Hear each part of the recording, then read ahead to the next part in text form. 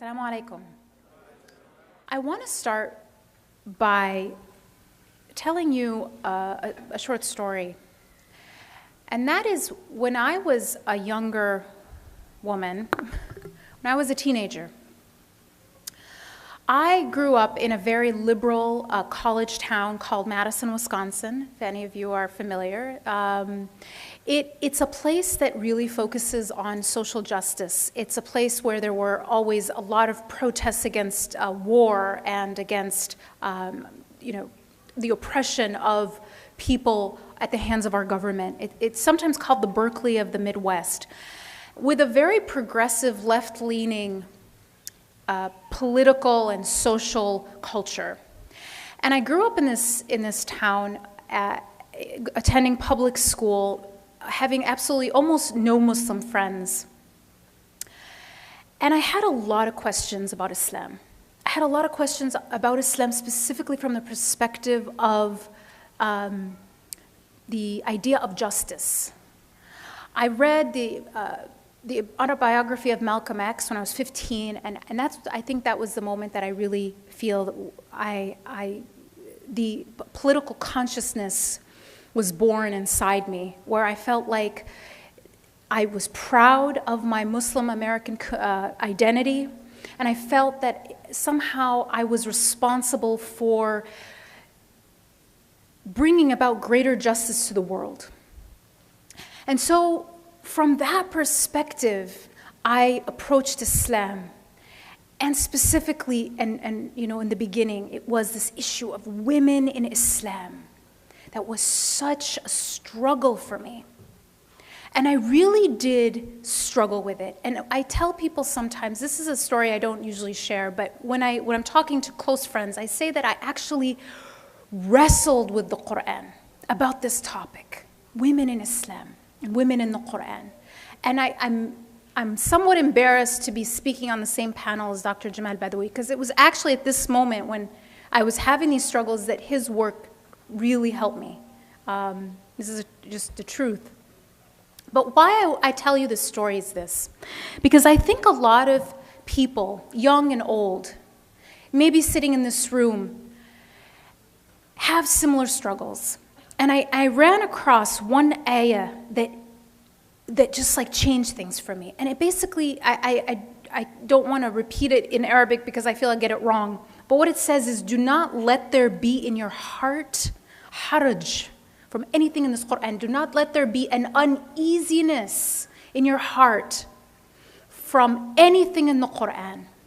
It was a command. And so I did things maybe the opposite way than you might think, which is I started by saying, Allah, take away the uneasiness. I don't understand, but I will accept. And it was only then that the understanding flowed. It wasn't my inner peace and my rest with the Quran came after I understood, although that be intuitive. But in fact, it was the other way around. I surrendered. I said, this is from Allah. It must be fair. But I don't understand. And so I started there. And then I went to understand why it was fair. And so that's where the first thing I want to talk about is how do we approach the Quran and Islam when it comes to this topic of women in Islam and the Prophet ﷺ and Islam.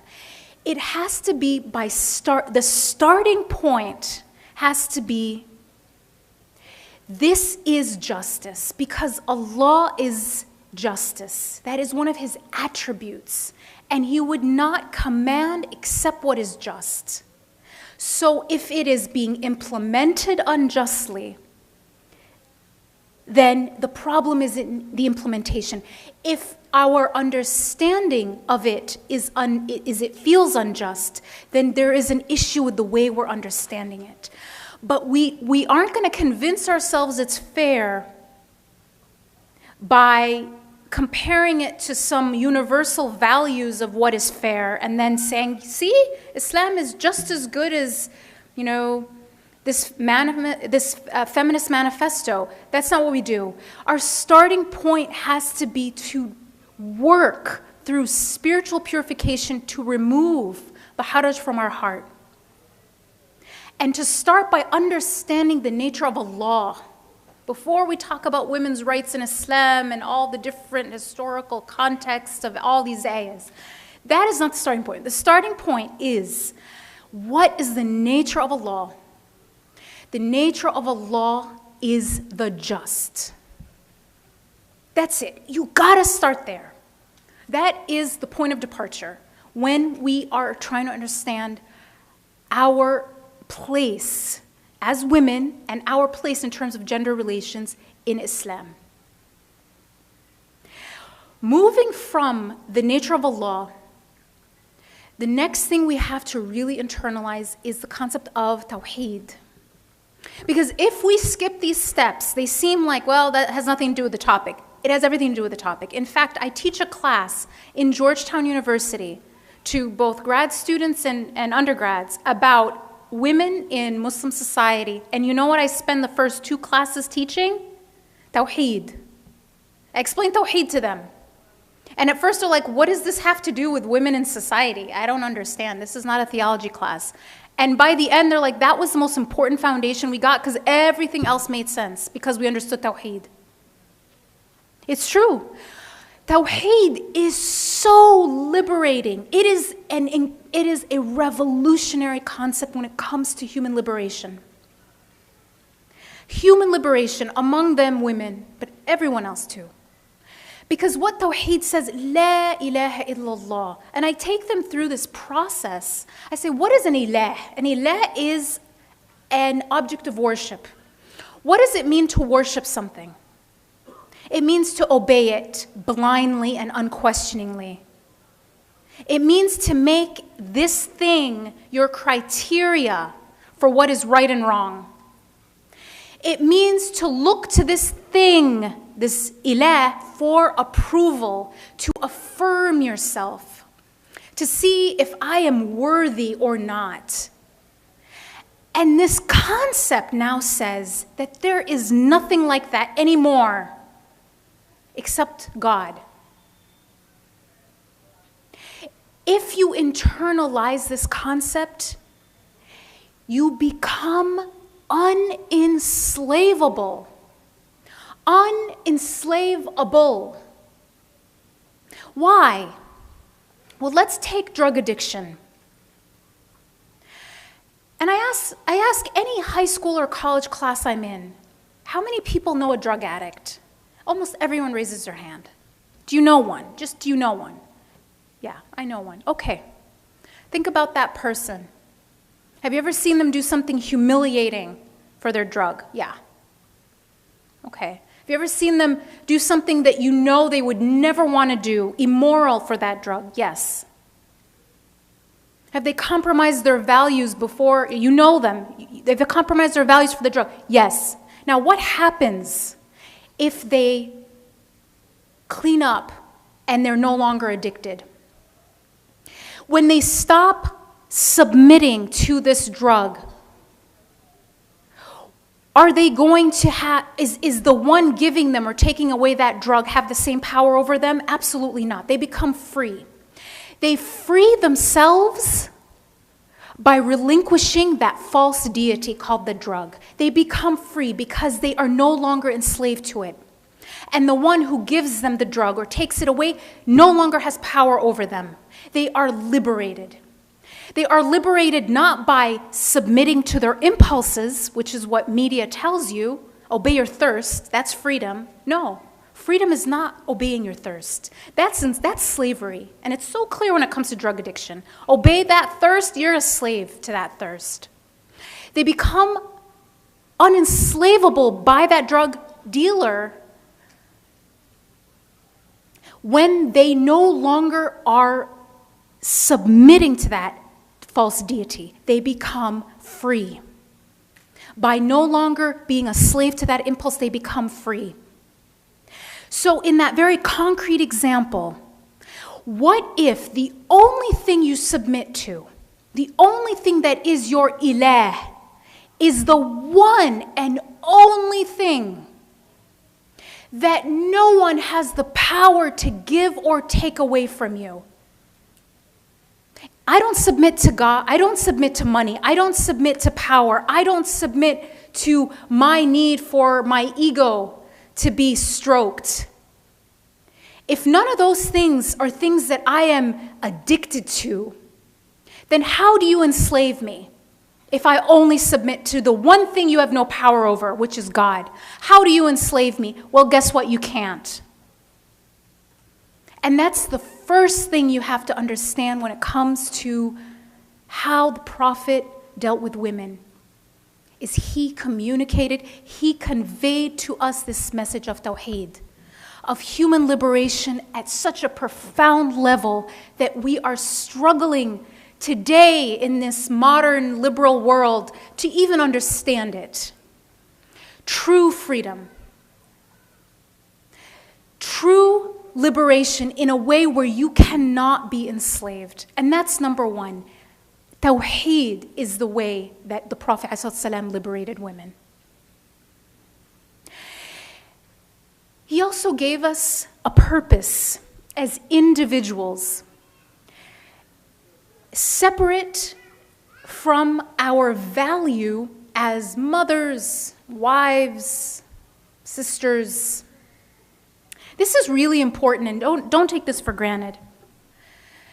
Because I would argue, even in the modern West, let alone just historically, women were valued in as much as they were beneficial or at the service of or useful to men. She is a good wife. She is a good mother. Those are all wonderful roles to play, and we need to play them, and they are honored roles. But our first role, the Prophet taught by conveying the Quran, that Allah said, "Inni ja'alun fil ard khalifa." That your primary role before you're a mother or a daughter or a sister or a wife is a khalifa on this earth. That is what Allah said when He created us as human beings. The one entrusted with fulfilling His purpose, for fulfilling His will, a khalifa on earth.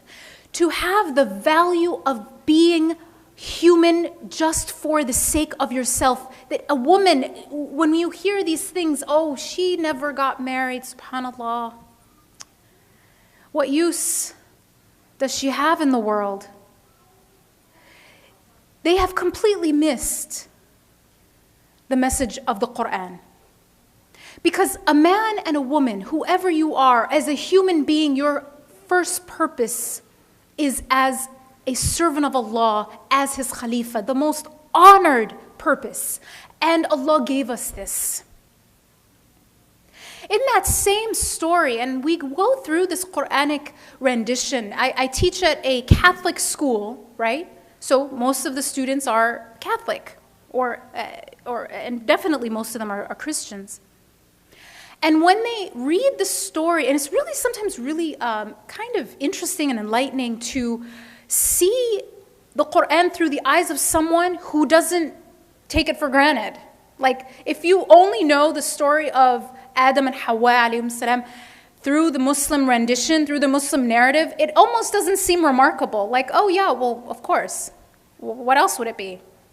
But they know a totally different story, and when they read that story, they are completely blown away. These are young women in their 20s, liberal, progressive feminists. They would all call themselves feminists. And when they read this story, they are completely blown away. Because Hawa is not blamed for the fall of man. It's like, of course she's not. Why would she be? But a lot of people believe she was. And there's a lot in... This is the thing, there's a lot in the way that people criticize Islam that is actually them responding to a Judeo-Christian rendition of stories, and they don't understand there's a difference. Hijab is spoken about in the Bible, And many people say this, and it's true, of course, but do you know how it's spoken about? Do you understand what hijab, what people, what the Bible says about hijab? Why women should cover? As a symbol of her inferiority and the fact that her husband owns her. Look it up. It's not me. I'm just a messenger. So hijab is a symbol of inferiority. It's actually how it cover her head as a symbol of her subordination. This is literally what it says. And so when people read that in the Bible, they assume, oh, wow, you guys have your head covered. Oh, we stopped doing that because we think we're equal. We're equal, so we don't do that anymore. And I was always like, well, why would covering my head not make me equal? And I didn't understand until I read this verse, but I'm like, oh, you guys think that no, big misunderstanding. Totally different. So the story of the beginning of humanity is so profound and important because the spiritual equality of men and women was enshrined in that story. I want to just point out a few things about this story that I think are amazing. First, Shaitan tempted both of them. In some parts of the Quran it says he tempted Adam. But in any case, and in others it says both of them. Shaitan tempted both of them. They both made a mistake. They both, gave in to that desire. And then they both had to leave heaven. But here's a really important point about that. It wasn't Eve's fault, right? She's not the temptress. That's not how women are positioned. They were human. They had desires like men. They made the mistake. They were both led astray by Shaitan. And then here's the most important thing. The beginning of man was not original sin. It was original forgiveness. Because before they were actually sent to earth, look at the exact narration of Surah Al-Baqarah, which is amazing. Allah expressed His disapproval and anger at what they had done. But then, immediately after that, He revealed words of forgiveness. And these words of forgiveness forgave them. So the beginning of human beings wasn't a sin. It was actually a forgiveness. That was the last thing that happened before they touched earth. That's how we started. By being forgiven. By slipping up and being forgiven. Not by sinning a sin so great that it has now, cursed humanity for all of time and it was because of a woman. No. Totally different. Slight variation in the story with really big differences. To start humanity off as khalifas on earth, men and women, and as those who were forgiven before touching earth. And the first sin, as we all know, was the sin of arrogance. It wasn't Adam and Eve that committed the first sin. It wasn't Hawa and Adam, it was Shaitan. His was the first sin. The original sin was that of arrogance, or that of racism, sometimes people say, or racism because of arrogance. That's original sin. The first thing, the thing that happened to human beings before touching earth was original forgiveness.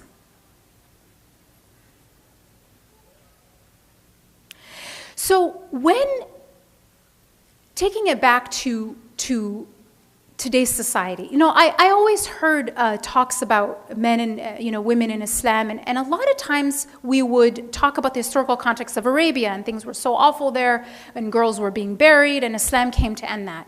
And that's great, and we should recognize that. But then the response of many young women is like, well, great, but I don't live in 7 AD Arabia, and I'm in no danger of being buried, so is Islam really liberating me now? And the answer is yes, it is. And here's the thing, here's why, and this is so central. What Islam offers us, before we get into the rules and the laws and the rights, what Islam offers us is a God-centered paradigm. And in today's world, we don't have a God-centered paradigm. In the secular West, it is a male-centered paradigm. And I will prove to you that it is a male-centered paradigm where women are doing one of two things. They are either trying to affirm their value as human beings by appealing to men or by emulating men. When you set up men as the center or the standard by which we should measure everything, when you have a male-centered paradigm, and when I say male-centered, why is it male-centered? Because when you remove God, how are you going to know what's strong, or what you should do and what you shouldn't do? Where does your criteria for things come from? Usually it's, well, what works? Who's powerful? Who's getting things done? Who's historically been the one leading everything? Remove God, then what do you have left? The powerful on earth. Who just happened to be the powerful on earth? Anyone? I'm going to tell you, it's men. Right? The CEOs, the heads of state, they're all men, right? With very few exceptions. So when you remove God from the picture, you are left with the powerful on earth, and they become the criteria. They are the center. And so you leave women in a state where they are either trying to win the approval of men, and that's an entire industry, for everything from clothing to cosmetics to plastic surgery. That's one. Or they're trying to be men. And that's also an entire industry where women, and I worked in the corporate world, I not really anymore, but what women in the corporate world are expected to do is to leave their femininity at the door if they want to get anywhere. You are expected to become male in everything you can, to be, quote, equal. Crying, ooh, that's weak. Anything that shows the slightest bit of a variation from what the male standard of being. What a God-centered paradigm gives you is the ability to be who you are and not have this standard that you have to be compared to all the time. You have the permission to be who you are and still equal because you are deriving your value from God, not from how close you imitate the standard men or how well you are able to attract their attention. Take away God, what you're left with is the powerful on earth, which is men, and that's a male-centered paradigm. So when people are asking, how does Islam liberate women today and not 1,400 years ago? That's how. Because it gives us a standard that we are equally able to access, which is God. Here's the thing about imitation. You know, I studied marketing, and there's something really interesting about branding. Every brand, and you can study this, every brand wants to appear unique. No brand says, I'm just like this other brand, right? If you go and look at, perfume, obsession is not saying, I'm exactly like, Guess perfume. No, they're trying to push for the fact that they are unique. When a brand is unique and one of a kind, it can charge a lot of money. That's how it works. The more unique you are, the more valuable you are. If you're one of a kind, the only, the Hope Diamond, then you're priceless. What's the only kind of brand that is desperate to tell you it's just like something else? The imitation brand at the grocery store. I'm cheap, but I'm just like obsession. So what kind of brand is desperate and running after trying to be something else? An inferior brand. So when women are trying to run and insist they're exactly like men, now that's different. I'm not saying we don't need equal rights. Don't misunderstand me. But when we forsake our nature and see it as inferior and insist that there are no differences, I'm just like a man. You have set him up as the Gucci, and you're the one trying to imitate. You're the imitation brand at the grocery store. Islam says no, we are allowed our uniqueness. And that uniqueness is honored.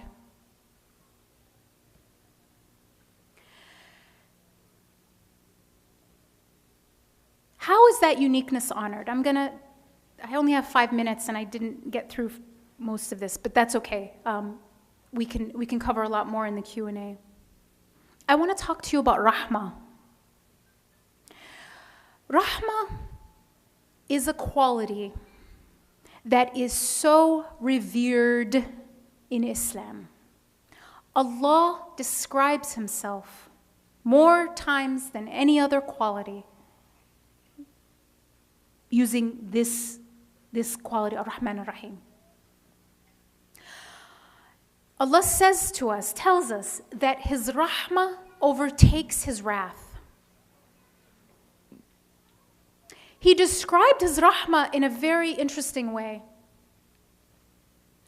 He said that he gave one part of his rahmah to all the mothers on earth so that they could care for their young, and kept 99 parts of his rahmah for himself to use on us when he is judging us on the Day of Judgment. It's interesting he said mothers. And it's interesting that in a Sahih Hadith, the word rahmah was explained as coming from the root rahim, womb, the womb of a mother. Do men have wombs? No. So this rahmah, this unique quality, everyone can have rahmah, but for it to come from this root of something that is uniquely female, that means that the unique nature of women is something that Allah told us was something incredibly precious, something we should feel incredible honor that we have. If anyone tells you that this side of you, your rahmah, your softness, your femininity, is a weakness, they don't understand this concept of rahmah. And there are things that because of the rahmah that we have been gifted with, because of this rahim, because of this place, this nature of having this one part rahmah shared among us as mothers, as females, there are things that accommodate that in the Sharia, in the way the law is written, in the way the law is revealed. But it is not an inferior quality.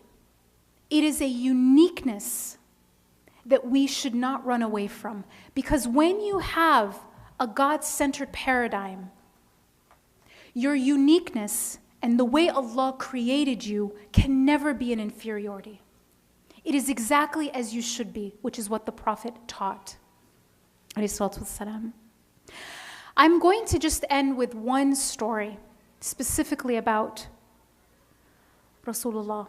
And there's so many examples of the way he dealt with women, the way he treated women, the way he interacted with women. But one that I think conveys a very important story, a very important lesson, which is that the Prophet ﷺ was surrounded by women, and they were among his advisors. Advisors. Because a lot of times the idea is, women are, sometimes when we talk about how things happened and what, the role of women in the first generation, people will respond to it who aren't used to the stories, people of other faiths, and they'll say, it sounds kind of patronizing.